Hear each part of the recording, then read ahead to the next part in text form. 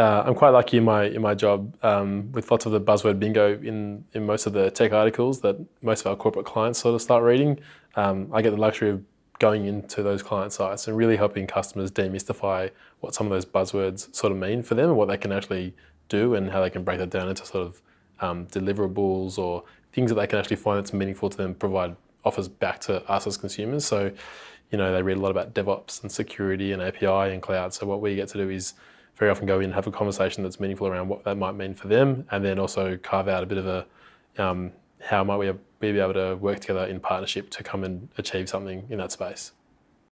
I think the thing that strikes us the most or that impresses us the most are people that are really passionate about what they do, but also have a really good sense of, I guess, some of the rigor and discipline that's required to really work with our customers. They've understood what it's like to be on the other side of the fence from a consulting perspective, to really work deep in the customer site. They've been working in a large corporate and they've understood some of the challenges that our customers face. So a lot of what we look for is, a really pragmatic approach to how you would work with technology. We want to see people that are really passionate about what they do in the technology space or what they really specialize in, but then also just that empathetic nature of, when you go to a customer site, even though you might have shackles off when you're back at our sort of a head office, how can you understand what the customer's going to go through and really help them through that process? Fun, crazy, organised chaos is probably the best way I could describe it. It's a little bit of everything, depending on what you want it to be. We've got characters sort of all over the place. Doesn't mean that you can't be sort of that quiet achiever. There's plenty of space for that as well.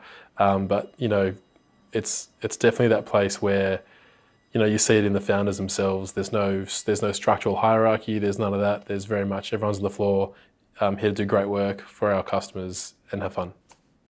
Yes, I'm the practice director for APIs, which means I get to pretty much play a leadership role within most of the API gigs that we do for our customers. And really that's just around helping customers really connect, whether it's a partnership arrangement where they want to do great technology, share information, build great channels for us as customers, mobile apps, whatever it might be.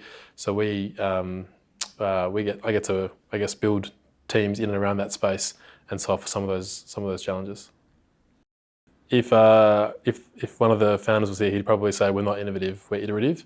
And by that, I guess what we sort of mean is like it's one of those words, again, that requires a little bit of demystification. What we like to do is make sure that whatever we do, we can change really quickly and fail fast.